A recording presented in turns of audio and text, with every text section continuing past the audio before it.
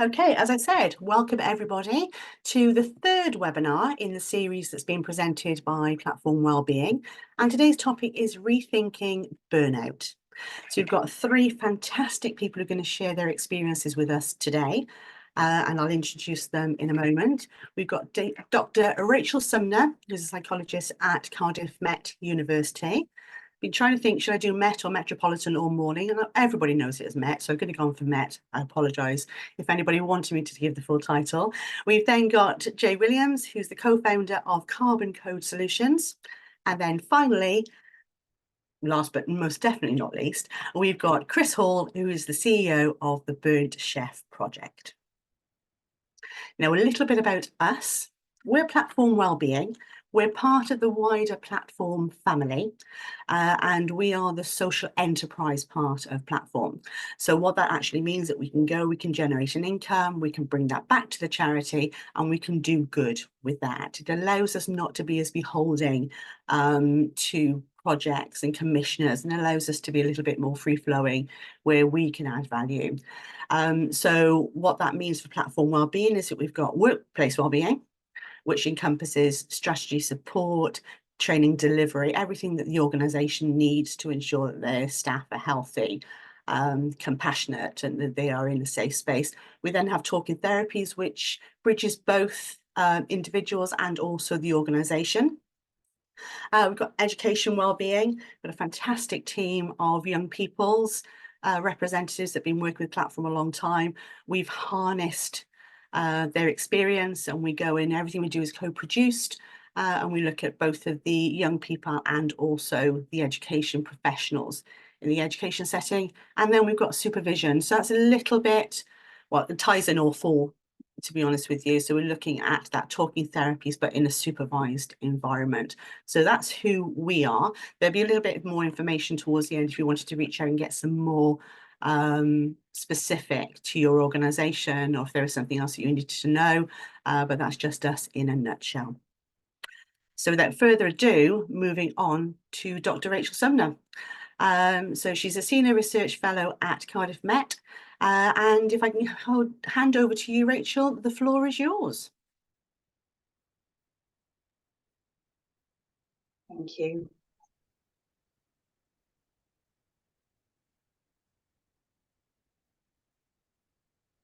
Okay, so I'm Rachel Sumner. I'm a Senior Research Fellow at Cardiff Met, and I'm a psychobiologist, and that means that I'm really interested in looking at how psychological and social experiences affect us in terms of our physical and mental health, mostly at the cellular level. So I look at things like hormones and immune markers, but also on a person level as well. So sort of person level outcomes, things like burnout are particularly interesting to me. I'm going to be talking to you today about what burnout means, what the sort of what we understand burnout to be, and also some research that my colleague and I have been doing over the last few years that's actually helped us to kind of, wouldn't say turn it on its head, but certainly give us some new perspectives on what burnout's about, or how we might be able to prevent it as well. So burnout is often described as being a state of occupational associated stress, but it's not just stress. It has a very distinct set of characteristics and pathways, which I'll show you in a minute. It is a significant problem. It costs, burnout and other occupational levels of stress cost the UK economy about £35 billion a year. The reason we can't extract burnout from occupational stress is that, unfortunately, organisations don't ask. There is a sort of a real problem with organisations talking about burnout. There seems to be this implicit understanding that if organisations ask their employees whether or not they're burnt out, it's kind of admitting that they're creating a toxic work environment, or there is something about the work environment that is actually producing that burnout. So many organisations don't actually ask about burnout. I'm going to be talking to you a bit about why that might not necessarily be the case, and actually having that open dialogue about burnout is really important. Before the pandemic, up to 46% of workers were reporting being close to burnout. We can only imagine that that is significantly increased now. It's been studied since the 1970s. The main focus from the very beginning was looking at those people in caregiving and service professions. So those people who work with sort of key clients and other people providing some sort of service. However, the work that we've done is expanded examining burnout to all sorts of other professions as well. It's generally a progressive condition that in many ways self-perpetuates. So as you start getting more burnt out, The symptoms of burnout, which I'll talk to you about in a second, actually increase the other symptoms of burnout. So each of the elements of burnout have a sort of feed-in cycle to each other. It can also spread to others in a phenomenon known as burnout contagion. So where you have an individual in a team who is showing signs of burnout, this can then spread to others in the team. The three main facets of burnout, and these three aspects don't necessarily appear one after the other, and they're not necessarily all equal either. These are the three main components of burnout, but some people may experience one or two more than the other. Which order they come in is not necessarily set either, but these are the three sort of prime experiences of burnout. So the first is emotional exhaustion. So that's where somebody may feel generally overextended emotionally. Their emotional resources are generally depleted.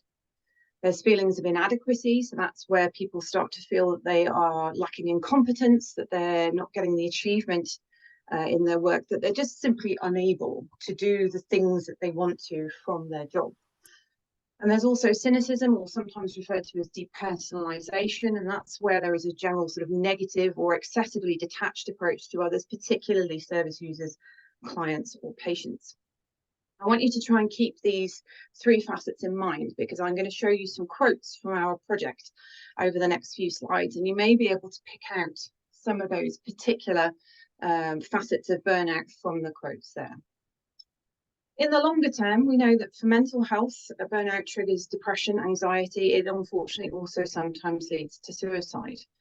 For physical health, it's associated with cardiovascular disease, type 2 diabetes, chronic pain, fatigue, gastrointestinal problems, and it's also very resistant to treatment.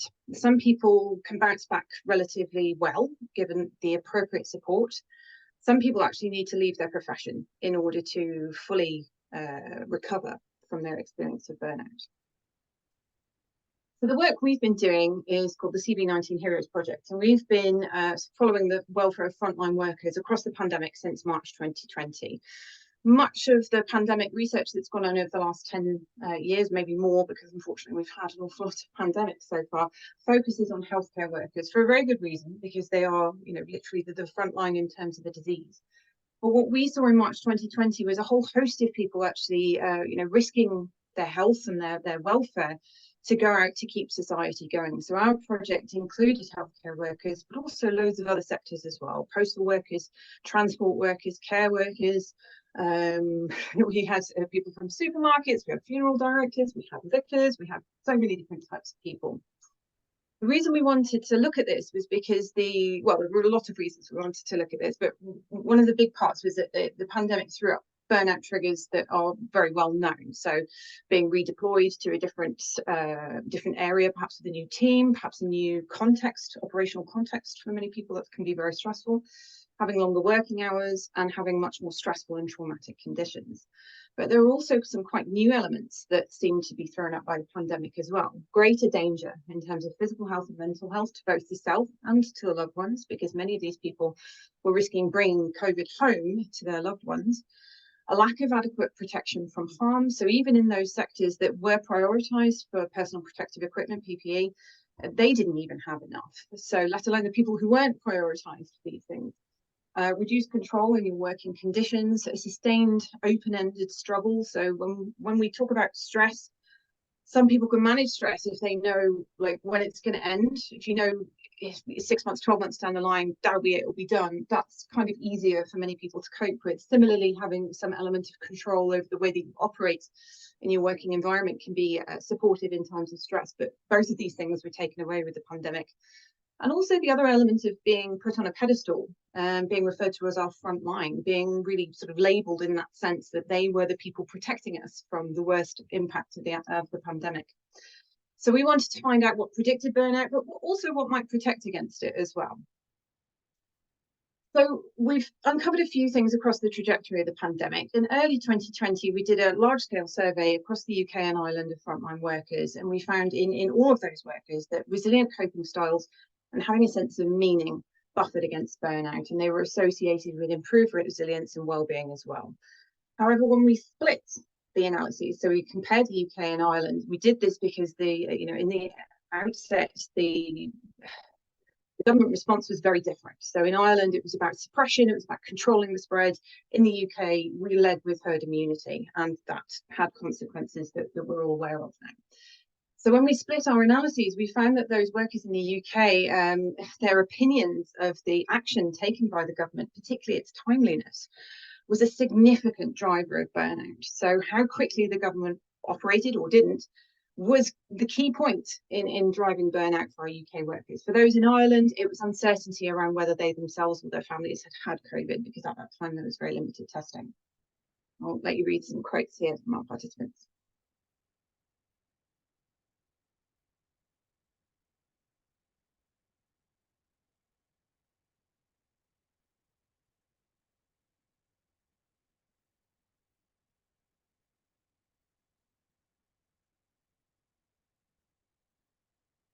This then developed a little bit further on. In late 2020, we started developing our work in the area of solidarity, which is something that hasn't really been looked at in terms of a psychological lens.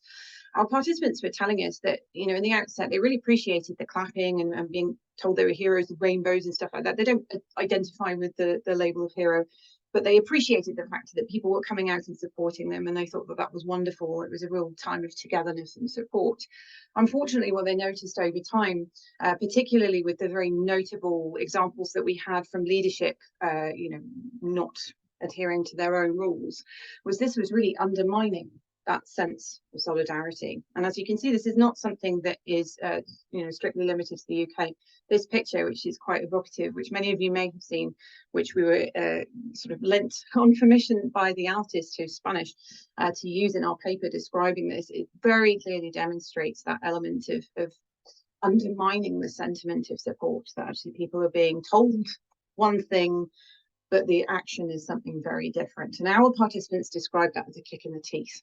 So not only did the government, or the participants, observe the government to be going back on their own rules, they also reneged on their responsibilities to frontline workers by failing to provide PPE, doubling back on pay increases, and in some cases, and as this is you know, transpiring even further now, making up their own rules. A couple of quotes there from our participants.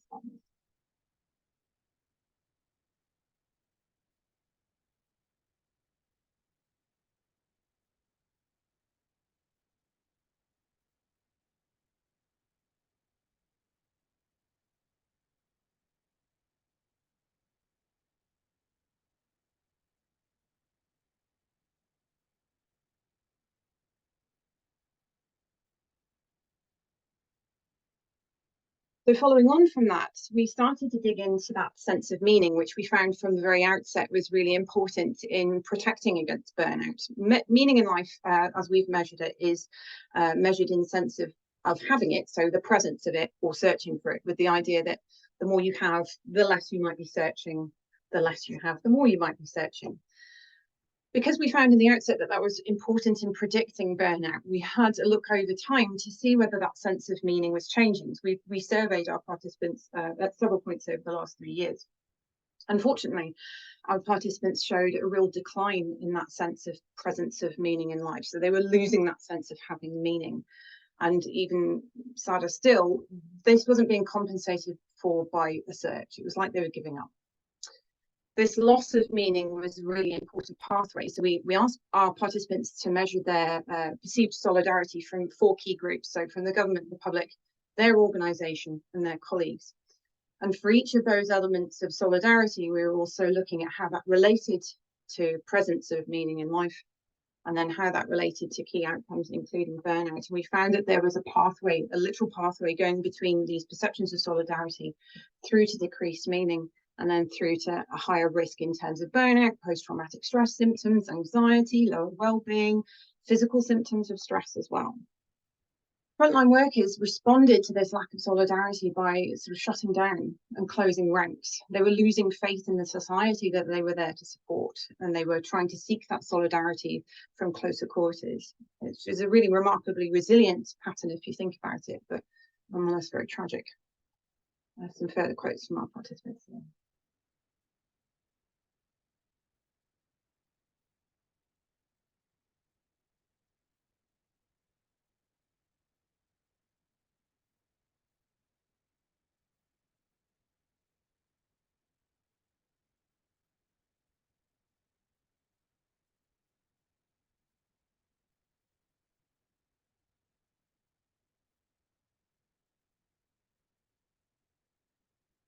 So meaning we've dug into a little bit further, and we've produced a chapter in this book on the right hand side here that is freely available. It's a really good book that's sort of looked at burnout with the specific lens of the pandemic. Our recent work, we've looked at the importance of labels. So these are things like hero and essential worker that are obviously being thrown at our frontline workers and key workers throughout the pandemic. But this could also apply to other types of labels that we generally give in the workplace that aren't necessarily associated with the pandemic. We know that meaning can buffer against stress, and actually it can buffer against burnout as well. There is something about providing, as long as people have that sense of meaning and purpose in what they're doing, that they can withstand actually a tremendous amount. But as soon as that starts to be lost, it's like a massive acceleration down into burnout, unfortunately. And the real critical factor we've got here is when labels are given, but congruent behavior is not. So if you say one thing, but you do another, that's when your workers lose meaning, and that is where burnout can be massively accelerated. So what can we do to help? Well, burnout, we know now from this work, is actually caused by many issues that exist beyond the workplace. Before we did this work, burnout was simply proposed to be something that was a product of your direct working environment within the walls of your organisation. What we found is it actually is caused by factors, many factors beyond that. Obviously, the relationships with colleagues, management, organisational leadership, these are all still important. Relationships with public, client, service users, peripheral others like family of service users and what have you, also still very important. But what we found is that the societal support and esteem for the workers and for their roles is also really important in terms of burnout and meaning and other factors associated with the ability to remain resilient in stress. Feelings of solidarity with individuals they depend on. So in the case of frontline workers, it was society. Obviously, society, we relied on frontline workers to keep us safe, to keep things going. But in terms of frontline workers, they relied on society to adhere to the rules that were being put in place to prevent the spread of COVID, to stop their work becoming more complicated and traumatic. So what can we do in terms of trying to buffer that impact? Because we obviously, nobody has control over the larger sort of societal tone, if you like. What you can do is advocate and be champions for your staff. We see a lot of posters in workplaces saying this is zero tolerance against unkindness or bullying to our staff. You could lead with something a lot more positive instead. Obviously, that's a really important message, but lead with the fact that these people provide an important service. They provide something which is really meaningful to society. And if they weren't there, for whatever reason, the people that might be in the place of bullying them would have no support, would have no service from them. Also taking an active role in understanding what staff need to feel from the communities they support as well. So what is it that helps them gain that sense of meaning in their role? Consistency with messaging from leadership is vital. Nobody has control over what those in government do. But what you can do is try to mitigate the harm from the consequence of that. Reminding staff of the value of the service they provide, what they bring to their world, and how the work they do is really meaningful is so important. Being mindful of the meaning of labels and the significance that they can carry, and acting on damage from mixed or conflicting messages from broader society. Meaningful discourse with staff is critical. As I mentioned earlier, burnout is often not discussed because I think organisations worry that there's this implicit idea that, if we talk about burnout, that means we're providing a toxic work environment. It's just not that simple. Discussing burnout is not admitting fault. It's actually protecting your staff from serious harm. Notice signs of burnout early, not being afraid to ask your staff how they feel, and actually using the term burnout instead of referring to any sort of euphemism about mental health, well-being, or anything like that. Talk about burnout, have that conversation. So thank you very much. I've run a little bit over. Sorry, I'm going to leave you with a slightly more positive quote that we have from our participants. The wild ride that has been this project has been an extraordinarily important and meaningful project for me to be involved in. And I find that, sometimes the quotes that we can read are very heavy and very profound. This is one that's profound, but on the other end of the spectrum. So I hope I can leave you with that to hopefully make you feel slightly better about the situation. This is from our most recent survey in March this year.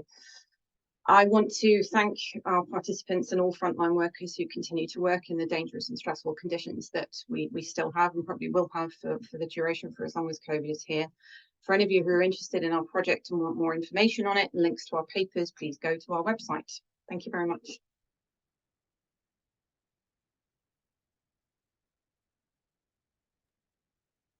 Thank you, Rachel. Lots and lots there for us to process and take on board. The bit that I focused on mostly were the quotes, more so the solidarity and the meaning with respect to that. So thank you very much indeed for sharing that with us. I'm just going to get back to the screen and then I can introduce the panel and then we go from there. Okay, so Rachel will be on the panel. Rachel's done her piece to bring us a little bit of context as to where we are. We now have Jay Williams, who's the co-founder of Carbon Code, and Chris Hall, who's the CEO of Burnt Chef Project. If I could start with Chris, please. Just one question for you. Again, just to bring some context as to your part in this is, you are the CEO for the Burnt Chef Project. But if you can just brief us a little bit of information as to what the Burnt Chef Project is and why you started the charity, Chris. Yeah, certainly, no problem at all. So thank you for having me here. It's an absolute pleasure to be a part of this. And thank you for Rachel for all the work that you've done in researching this and putting that together. So the Burnt Chef Project is a social enterprise. It's a CIC that was set up 4.5 years ago from lived experience of mental illness. At the time, I was working in hospitality, but as a supplier to the trade rather than frontline. And having recovered from mental illness and starting to look around the shame and stigma associated with mental illness, I felt that it was my moral obligation, my duty to start to try and raise awareness for this subject matter within an industry that can be quite challenging. It wasn't until I started speaking to hospitality professionals from all walks of hospitality, front of house and back of house, that I realized that actually the struggle with mental illness was more commonplace than I might have expected, and the conversations weren't as frequent as we would have liked. So the Burnt Chef Project was set up specifically not just to drive awareness, but to provide supportive systems, research, data, and also training and education to that audience. And that's now taken us to over 78 countries globally within 4.5 years, and a tremendous community that we're helping. Fantastic. Thank you, Chris. So 4.5 years. So that was just pre-pandemic? Yes, yeah. So I was noticed at that time that people of the age of sort of mid-20s, early 30s were coming to me and saying, can I pursue a career in hospitality, but without being a chef or without being a general manager or front of house staff? And I said, but why? Why would you want it? It's an amazing career. It's a fantastic profession. They were like, I can't do it anymore. Physically or mentally, I'm not able to. So I found that was very curious. And then when we started looking at colleges back then, we noticed that the uptake for colleges was less. So we had a bit of a brand problem, a PR issue when it came down to working in hospitality, but also the fact that even before COVID, people were experiencing chronic levels of stress, lack of support from leadership due to skill gap shortage and high turnover, which was pushing excessive demands onto these individuals. So yeah, the step was made to start to try and raise some awareness, and then COVID hit, and that accelerated the process and changed the dynamics and playing field slightly. Fantastic, thank you. I was going to go on to Jay at this point, but I think if I just ask the next question of yourself and then I can bring Jay in. So apologies, Jay. I'm not ignoring you. It's just I think that the next question falls quite nicely with Chris, and then we can ask you of your experiences. So why do you think those in hospitality are particularly prone to burnout, Chris? It's a very good question, and there are many different variables. But I think that we are very caring individuals. The service professions, we're very good at saying yes and being able to make sure that we're putting a smile on people's faces and that their experience is the best experience of their week or their day or even longer. That often means that we're prepared to work under tremendous amounts of pressure with sometimes lack of supportive structures in order to be able to make that happen. And that involves a great deal of emotional masking. You have to pretend that nothing's going on outside or nothing's going on in your life to be able to ensure that doesn't impact the clients. You have to dig deep in terms of resilience, because it might be that you don't have a manager or a supervisor that you're able to turn to for support in the event of things like conflict. And you have to work over quite long hours. Sometimes, shifts within hospitality can be in excess of anywhere between 12 to 20 hours, depending on your employer. I'm pleased to say that it's starting to change now, and those thought processes from operators are starting to be brought more up to speed. But I think when you're working in those high pressure demand environments where you don't have a great deal of control over what's coming through the door, you just have to get through it. I think it's leads very strongly into high rates of chronic stress and ultimately burnout. Fantastic. Thank you, Chris. Having had a spell in hospitality myself, I can absolutely resonate with what you're saying there. And I think also now bringing Jay in, having been an entrepreneur myself, again, I can see lots of similarities with the caring, the resilience, the hours, and so. So Jay, if you don't mind me asking a question of you now, is can you describe your first experience of burnout, and if you want to give us a bit of context as to where your position is with Carbon Code and the setup and the length of the business as well, just so we've got a context there. Sure, yeah, I'll start with a bit of context. And so I started the business in March 2020, so peak COVID, which wasn't, or it was just before the first lockdown. So sort of run through the business in this really stressful environment over the last 3 to 4 years. But my first experience with burnout was way before that. I think probably around the 2017, around maybe this time of the year. I had just got my first role as a manager. I was completely unequipped for it. I started doing an open university course because I wanted to improve my sort of career trajectory, and I just had so much on my plate where I was trying to learn to be a manager, be a better manager, educate myself, and I got to a point where every time I think about it, there's this one day where I really, looking back, it was obvious what was going on, but I was just sat at my desk staring at my screen, and that was the moment where I thought there's something up. So yeah, when I was sort of looking back, I was using a lot of coping mechanisms, really unhealthy coping mechanisms, shut myself off from people, turning to alcohol. I was 20 something, so that's, I'd say, fairly normal for a 20 something. But yeah, it all culminated in me having a complete breakdown where I thought I need to change something. That was my first experience, and at the time I didn't know what was going on. I thought this is just life, life getting into me. But knowing what I know now about burnout, I can sort of pinpoint that as the first experience that I had with burnout.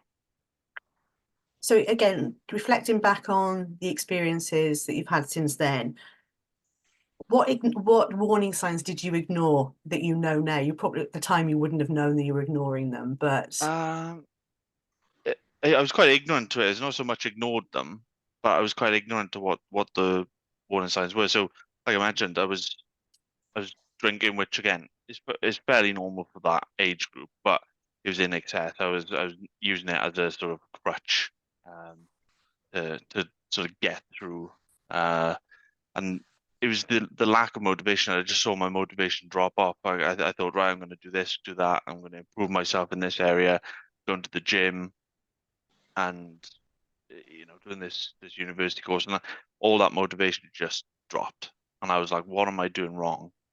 And if I hadn't ignored those, or if I was more sort of clued up in terms of what the warning signs were, I probably could have avoided having any sort of breakdown.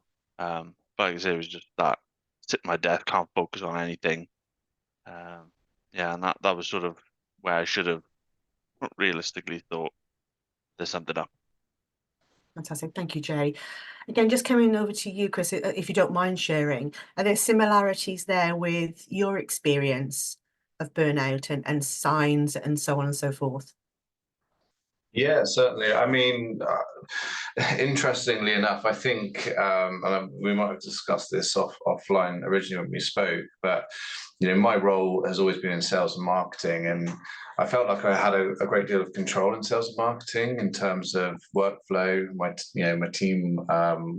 My teams have always been really incredible, and supported each other really well. I think when you start to look at entrepreneurial endeavors and you start to look at organizations like ours, which is focused on supporting others, you start to then flirt with these quite interesting thought processes, which is, oh, it's okay, we can stand on stage and talk to 200-300 people and say to them, like, this is what you need to do in terms of your self-protection mechanisms. These are the healthy habits that you need to build. And then actually it's our 14th, 15th hour on the road, traveling to different countries around the globe. And you go, but I'm okay. I know more about my brain than most people do. So it's okay. It's perfectly fine. And your brain has this very strange and rather weird sabotage mechanism, which goes, it's okay, you're a superhuman. You can keep going. It's absolutely fine. And you see these questions start to creep in, and these thought processes. So unfortunately, you push through those and it goes, okay, it's okay. I'm like Icarus. I can fly closer to the sun than most normal people. I'll recognize the signs sooner, until you get to the point where you start to exhibit behaviors such as, oh, do you know what? I'll go down to the pub and meet my friends, and it's 2 or 3 pints, and you think, well, actually, I'm quite ready to pull the pin out and just go heavy now. Or it might be perhaps that you start having those thought processes creep in, which is like, just another couple of emails. I don't need to eat today. I don't need to go to the gym today. These things aren't important. What's important is the mission and getting to a stage where we're helping people. And inevitably, you then hit a stage where actually you go, I've got nothing left in the tank. I've flown close to the sun. I've tried to play devil's advocate, and now my wings are burnt and I'm free falling. And like, excuse the language, but fuck, what do I do? So it's a really, really interesting one. Again, going back to Rachel's presentation, it's a cumulative effect, burnout. It's not like something that you wake up and go, God, I'm really tired and mentally exhausted, and I just don't have the desire to go on. It's something that just creeps in, and then you start making really short-term decisions based on what your brain's currently thinking. So yeah, it's not to be underestimated, but it's interesting to have dialogue about A, what the signs are, and B, what we can do when our brain is telling us something completely and utterly different, to actually start to interject and make those changes. Thank you, Chris. Jay, anything to add there? Yeah. I think you've nailed it on the head with that explanation. There's so many points you brought up, and one of the phrases that I say to myself when I'm in that headspace is, and trying to make myself feel that superhuman is, it is what it is. And I think we've all said it at some point. It is what it is. The situation I'm in, it is what it is. I can deal with it. I'm just gonna carry on. I think it's a very British thing to do, to just carry on, basically. So yeah, everything you said there, Chris, I could pinpoint a real world example of my life. Yeah, I wonder whether or not, like, there's a specific type of personality as well. Perhaps, and again, there's no research that I'm aware of, but perhaps it is those individuals who are completely and utterly dedicated to the cause, or to that bigger picture. You're clinging on to that large objective, and as soon as you start to lose grip of that and slip of that, then you're in free fall effectively, right? And I don't know, like, does burnout occur with people who make sure that they've got their work-life balance and they prioritize life over work? Does it occur in that instance? And based on the fact it's an occupational syndrome, then I don't know. But it's really interesting, isn't it? Like, and what do we do? Yeah, from my experience, it's I start going down that route where free falling is a great word to use. You get into that state of free fall, and you think, right, I need to chuck more at it to fix this problem. and then you start taking pieces out yourself, chucking that at the problem, and that's when you get to the point of burnout, because you've given as much as you physically can and mentally can, and then something has to give, and then we end up at the point of breakdowns. You know, I've had experience with suicide in my friendship group, and it's always something there that gives, and in the worst case scenario, what gives is someone's life, and it's horrendous. Yeah, massively so. I mean, there's some research that was done by MQ and People for recently that compared burnout rates prior to COVID versus COVID now. And what they found across the UK economy is that burnout rates have doubled since COVID. So I wonder, understanding now that the government are looking at tackling things like the increase in suicide and with the suicide prevention funding that they've put into place recently, and understanding that burnout is actually increasing, I wonder if there's what more we can do on that, really, to start to tackle this incredibly important and often misunderstood subject. Yeah, I agree completely. And I think, the statistics are around that say that 46% would not feel comfortable talking about their health concerns with colleagues. Now, that's a stat from 2022, which is a social impact report. Do you think the stigma has lessened or so in the last year? God, do you know what? This is such an interesting question. And the reason why it's interesting is my mental health at this moment in time is probably when we talk about mental health and we do our talks, we talk about it on a linear scale, right? And you can move up and down that linear scale. I'm very self-aware that at the moment my mental health is probably not in its best state. I would say I'm struggling, but it's okay. I'm okay. I've got protection mechanisms in place. But someone asked me about therapy recently. Bearing in mind we provide therapy as part of our platform. They said, why don't you reach out to a therapist and use it? And all of a sudden, that stigma kicked in. And I was like, well, what happens if the therapist knows me? What happens if, that someone finds out? And I was less worried about whether or not, the community would find out. But that stigma of speaking openly about mental illness is something that I do on a daily basis and talk about getting help. But that stigma, that centuries and centuries of stigma, still creeps into even an educated individual. And it's really, really interesting. So I think we as a society, we're still very early in understanding that we have mental health. We're starting to grasp that as a concept, particularly with our community. And we understand what mental illness is. And with greater awareness becomes a greater conversation and a greater need for help. And we're seeing that reflected in support systems and the NHS, etc. currently, who are fighting just an amazing battle. But I still think we should not underestimate that we've moved so rapidly in this area of conversation in the last 10, 15 years. The stigma has been ingrained since, you have the royalty from 1600s having laparoscomies and having demons release and exercise from their brain. It's going to take some time to start to erode stigma. But conversations like this, CEOs talking about it more regularly in front of their teams and showing that vulnerability is not a weakness, I think are all key components to increase that voice and to start to tackle the alarming rates of stigma and private mental illness, really. Thank you, Chris. Jay, any thoughts from yourself? I'm basically going to mirror what Chris has said, but I'm a huge advocate for therapy. Done it myself. Family members done it. Friends done it, and I think there is this, like Chris said, a stigma behind what if the person isn't nice to me? That's the one that creeps into my head. What if that person isn't nice? What if I tell them something vulnerable about myself? I guess that creeps into the wider conversation about talking about mental health, but it's that stigma behind it. But I've tried various forms of therapy, and weirdly, the one that works for me is hypnotherapy, and that's probably a topic for discussion right there. But yeah, I had this massive anxiety about flying, ironically being a big plane geek myself.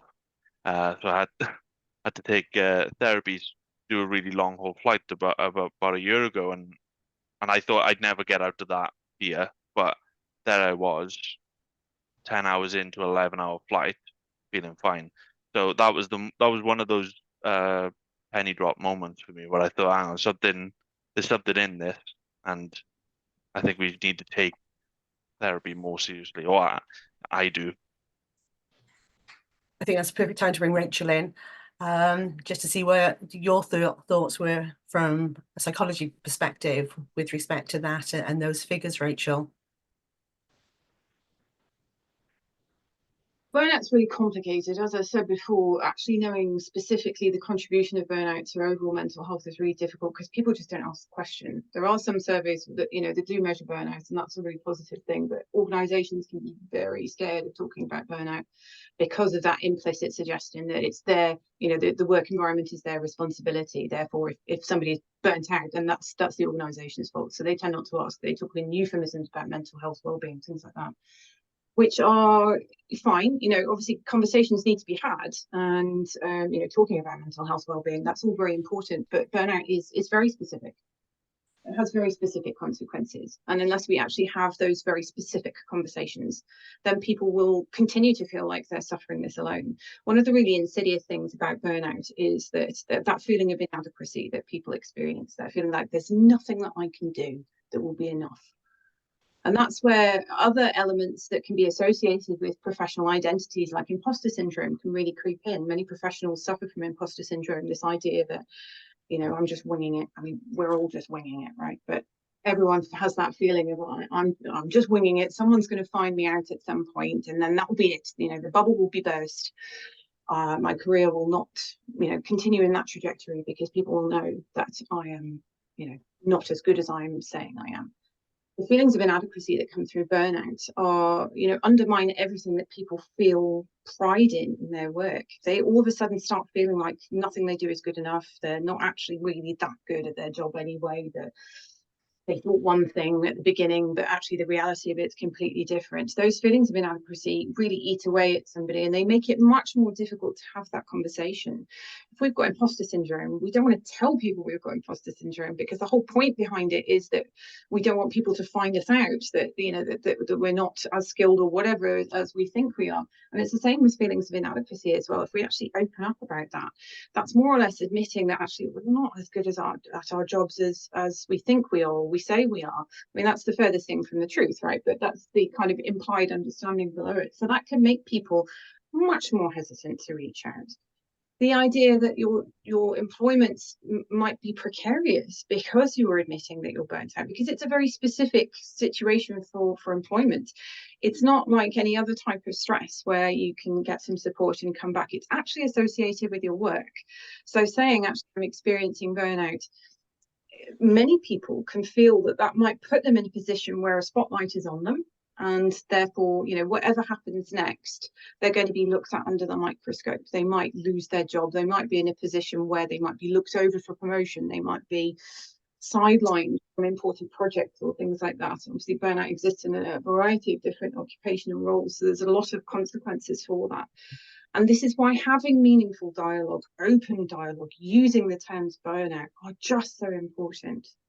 Absolutely. Thank you so much, Rachel. I've got a myriad of questions here that I can ask, but I think the one that really turns me to now on the topic of opening up is that relationship side of things, and how important you think relationships are in coping with burnout. And if I can go to Jay on that one to start with. I think they're key, to be honest. Having, and you can split it personal and professional relationships, but speaking from an aspect of personal relationships, I think having someone who can back you up and be in your corner is like winning the lottery. So I'll give you two examples. So when I first experienced burnout, the person I was with really didn't respect mental health. I don't think they respected me as a person, but that's that's something else. but I think that lack of support led me down a route of like a full breakdown.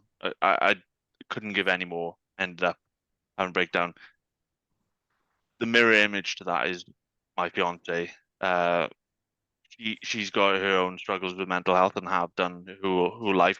And I think that's given her a very unique perspective on burnout. So when she realizes I'm burning out and I'm putting too much into whatever I'm doing before I do. So to use the mirror analogy again, she acts as my mirror to say, you're doing too much, you're putting too much of yourself into this, and you're going to end up in a place where you don't want to be. So I personally place a hell of a lot of importance on maintaining a really healthy relationship, specifically with my partner, but I try to do that with friends, family, and they're the ones that suffer the most when I feel burnt out. So it's yeah, to answer your question the long way, I think it's really, really important. There is no long or short way, Jay. The answer is the answer. Thank you very much indeed. If I can just move on to Chris with the same question. I think burnout, any subject matter, to be honest, when it touches down at mental illness and mental health, and both supporting good mental health and also sort of recovering from mental illness, I think relationships are so underestimated but incredibly important. The amount of times that I've either my mother, who works as a social worker, or a friend of mine who I actually rescued from crisis before, when they just drop you a message on their phone and go, "Hey, not heard from you for a little while. You're not okay." And you can go, "Oh no, I'm fine. I've just been busy." Or 9 times out of 10, that perfectly timed message, and you go, "Yeah, you're right. I've not been taking care of myself recently." And they go, "Right." My friend will say it in one way. He'll be like, "Look, you beep. We're going out. We're going to go play some golf, whatever it might be." My mum takes it in a slightly different way, but I think those relationships are really important. And I think also to, from an occupational level, to have those relationships as high up the chain that you can get are vital to protecting people against the risks of mental illness or burnout.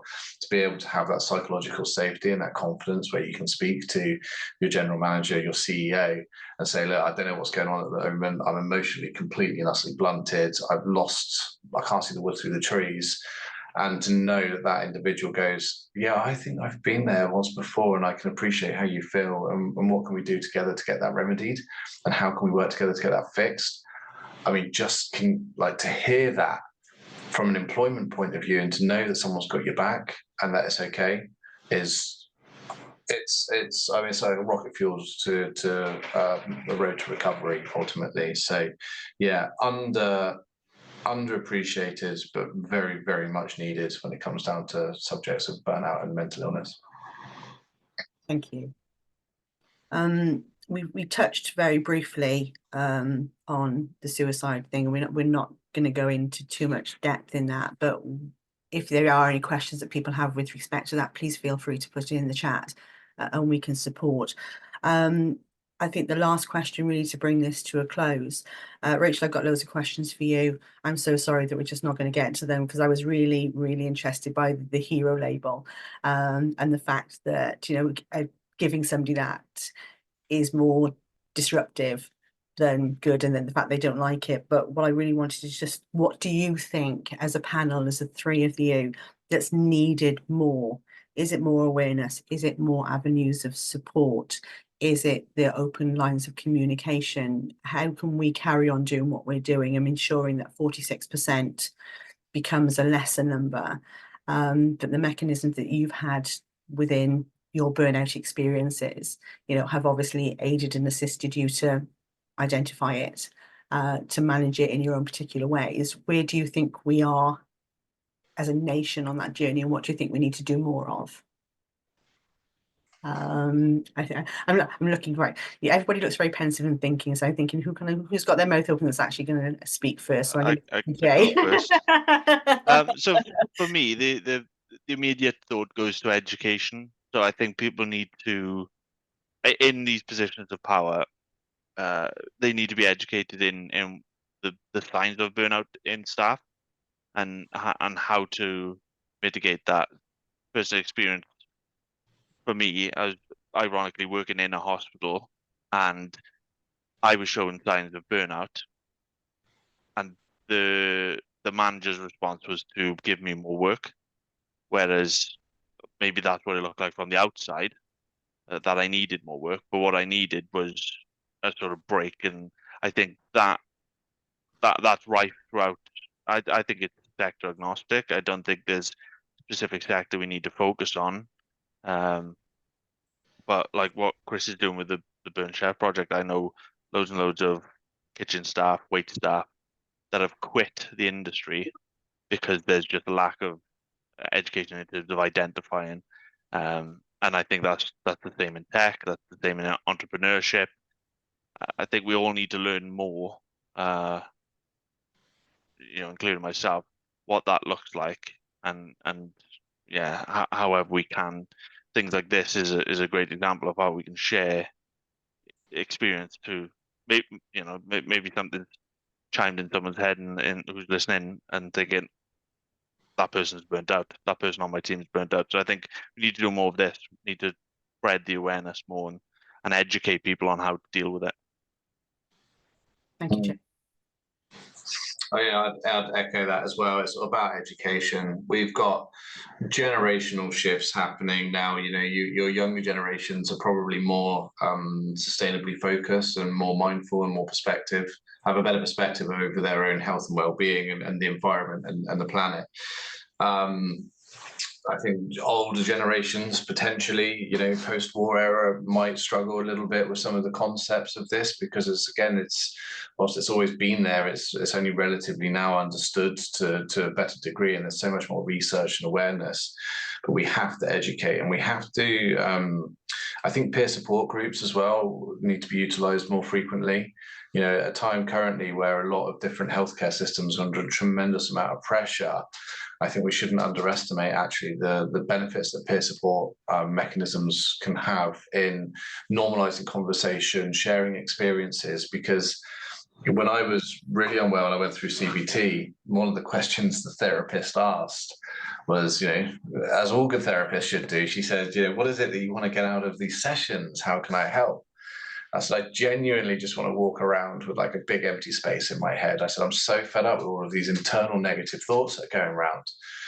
And luckily she was a professional and she didn't laugh at me and sort of say to me, like, are you an idiot? Do you think I've been waiting here for you for like 20 odd years? But it's that lack of understanding that drove me to a point where you just keep bottling it up inside until it gets to the point of crisis. So more education, more awareness, more peer supporting, and sharing of experiences, because it's often those who didn't think this was a thing or didn't believe in mental health or all of these stigma-inducing terms that we use that are the greatest assets to our conversation when they come out the other side of illness and go, I had this wrong and I'd like to help other people understand it. Thank you, Chris. Rachel? I'm going to sound a little bit like a broken record, I think, but it's about talking about it. It's about having that open dialogue, honest dialogue. We're using the words. Burnout's hugely specific. It's not just stress. It's not just feeling down. It's a very specific thing. Organisations don't want to talk about it because they think it's going to be admitting fault. Employees don't want to talk about it because they think it means it's going to have an implication for how their performance is perceived. So much about burnout impacts the way that you interact with the other people around you, whether that's your colleagues, your service users, whatever.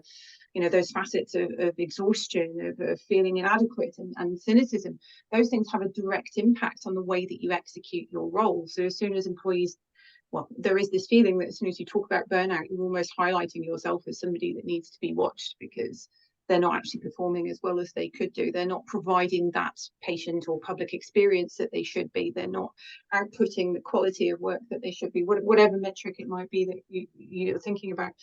So it's really important to actually have open and honest conversations. We can't fix burnout by talking about mental health. We can't fix burnout by talking about depression or anxiety, because burnout is burnout.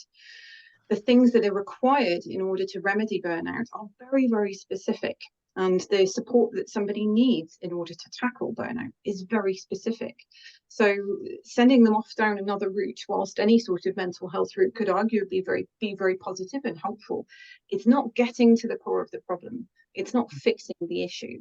And the problem that we have, particularly with many professionals who, and it sort of alludes to a point brought up earlier about sort of personality types and who suffers from it most. We don't know if there's any personality types in terms of who suffers from burnout most, but it is very frequently those people, the sort of antithesis of what I was talking about before, those people who take a lot of meaning from their role, a lot of purpose, that feel that they have a position in the world, that the job that they're doing is worthwhile and contributing, and they tie that with their identity in terms of who they are, that I am this person, I bring this to the world, this is what I offer. And then of course as burnout creeps in, that's taken away potentially, because all of a sudden they're not producing the same work that they did, they're not getting the same sense of achievement from it that they were. So it can be tremendously injurious to those people who have a very strong coherence of their identity towards their working role. So yes, so sum up, burnout's burnout. We need to talk about it, and we can't fix it unless we actually go to fix burnout, not generic mental health issues. Thank you so much, Rachel. Thank you very much, Jay, Chris, and Rachel, for your contributions. It's been eye-opening. Just really want to see whether there are any questions from the audience. If you want to raise your hand or pop something into the chat. It'd be very interesting just to get some feedback from people who experience this. Oh, there we are. I can see Tony, and yeah, Tony, if you can just pop yourself off mute, that would be great. Thank you. Yeah, perfect. Hi, Jay and the panel there. Thank you so much for the presentation and the very insightful discussions there. I just have one brief question. I know we're near the end of the time there. Just regarding your development of burnout, you mentioned that there was this gradual build-up of exhaustion and you know that that's this lack of motivation. But was there at any point like a turning point, a certain event that really, I suppose, acted as the last straw that broke the camel's back, or was it for you, for yourself, as kind of a consistent creeping on, you know, the sense of dread and the sense of lack of motivation? Yeah, so that's my question there. Yeah, I have a specific event for me, but I think this is where burnout becomes challenging. And again, I'm not a psychologist or a doctor, but it can exhibit in different ways at different stages and different models, 5 stages, 12 stages of burnout, whatever it might be. For me, one of the big highlights back in the early days of setting up this project, I was putting 80-hour weeks, and there was a disagreement over who had put cutlery in the dishwasher at home.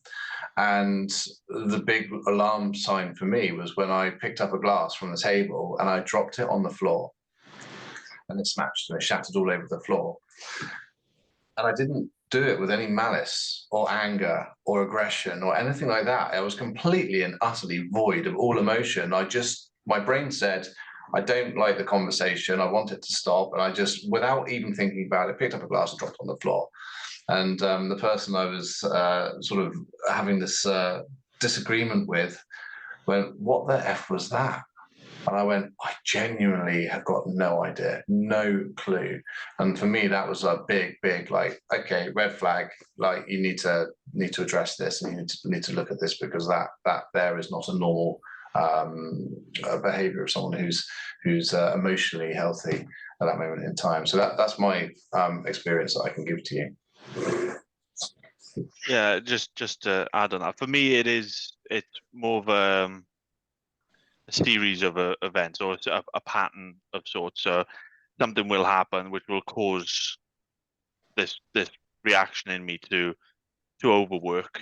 That overworking then takes the joy out of it. And as Rachel said there, which resonated with me, I've tied my personality to being an entrepreneur.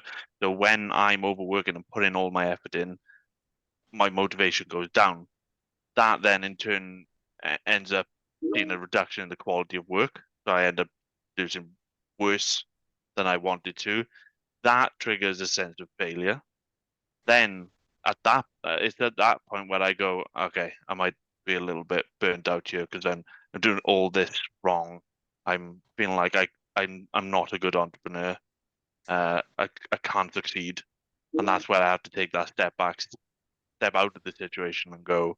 I need to take, even if it's a day or an afternoon. I'll take that afternoon just to just be in the emotion and be in the state where, okay, I am burnt out. What next? What do I need to do to get out of this situation? Because I think the first point of recovery, for me anyway, again, not a psychologist or anything to do with that, it's just acknowledging that it is a problem, and it's like any path to recovery. The first step is usually just acknowledge it, and then having that support network. So we don't have Okay. Yeah, having that support network around you is just super important, and yeah, that's my 2 cents. Thank you so much for sharing that. Yeah. And again, like I know you were saying that you're not a psychologist, that you're not aware of all the models, but just kind of I suppose listening to individual story in itself like grants so much insight just in terms of how we built that narrative of what exactly contributes to our own development of burnout.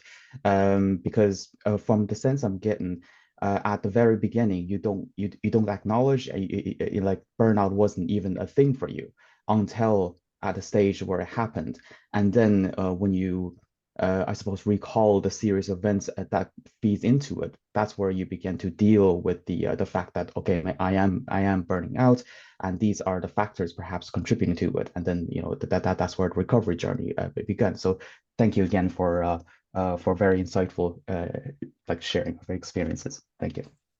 Just very quickly, the interesting thing for me about burnout is once you've been through it and come out the other side, if your recovery takes weeks or months, you can start to recognize certain behaviors and patterns. And so for me, denial was one of the first things that cropped up, and then the lack of self-care over appearance, and then a lack of motivation to be able to communicate with friends and family members.